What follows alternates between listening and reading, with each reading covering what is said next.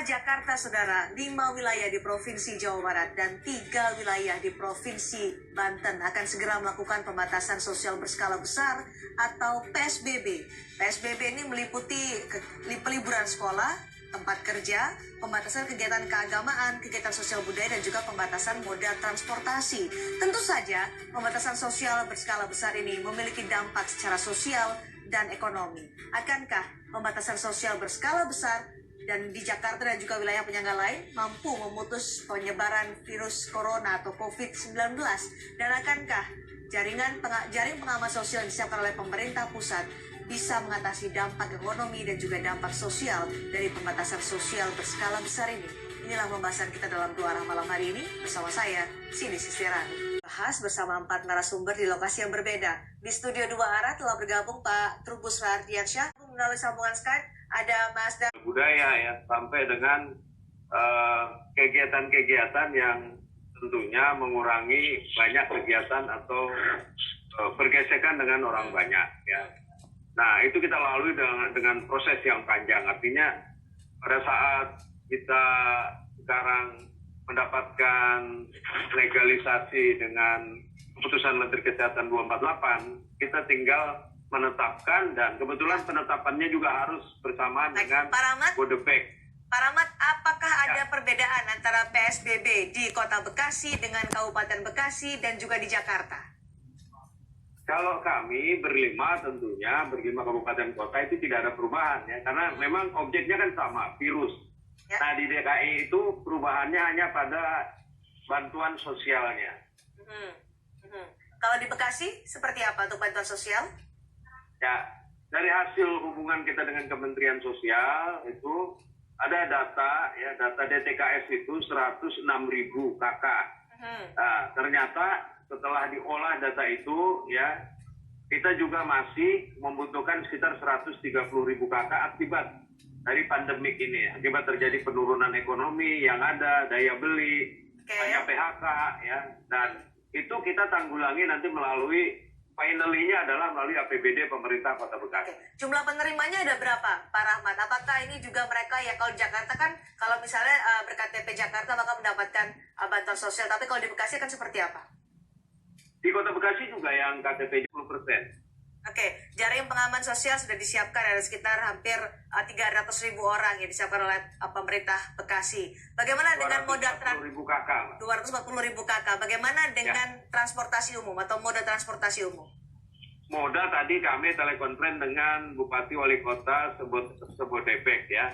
Jadi ini yang paling krusial adalah berkenaan dengan komuter KRL. Ya, betul. Tadi kita minta presentasi dalam komuter itu dibatasi ya. Jadi yang tadinya hampir 187 kali, kemarin sudah 57, sekarang kita batasi minimal di 20 atau 25. 20 atau 25. Ini juga pembatasan kereta itu ya. Oke, tapi kalau kita berkaca pada hari ini ada penumpukan di stasiun Bogor pada hari Senin pagi.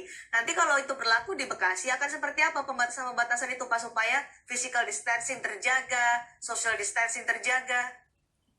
Ya, karena gini, PSBB yang dilakukan oleh DKI Jakarta tidak akan berhasil kalau tidak mengikutkan daerah-daerah yang bermitra. Artinya Bogor, Depok, Bekasi, dan Tangerang ya. Nah ini nggak akan bisa. Tadi pagi saya ambil sampling, 3 hari setelah pelaksanaan PSBB di Jakarta, ternyata di perbatasan Jaya itu hampir ya sama dengan kondisi pada saat sebelum ditetapkan. Masih macet ya? Begitu juga saya ke perbatasan Kabupaten Bekasi. Oh ternyata yang keluar dari Kota Bekasi ke Jakarta juga warga Kabupaten Bekasi yang melewati Kota Bekasi ke Jakarta. Nah memang harus bareng-bareng ini, DKI harus bareng-bareng dengan kita. Oke, harus bareng-bareng dengan wilayah penyangga. Pak Trubus, apakah nanti akan efektif? Pandu? Untuk ke pasar dan sebagainya.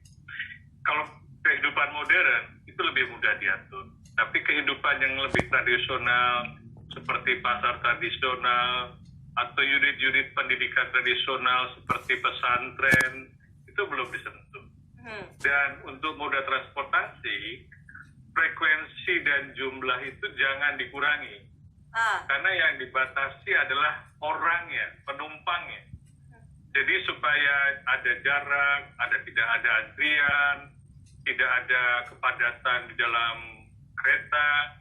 Jadi seperti normal, seperti biasa. Kalau perlu ditambahkan, sehingga penduduk yang memang dikurangi pembatasannya untuk berpergian bisa dilakukan. Oke, Pak Pandu, kalau misalnya ditambahkan jumlah perjalanan kereta, jam operasi tetap, apakah tidak itu kan mendorong orang untuk tetap berpindah tempat, tetap beraktivitas seperti biasa?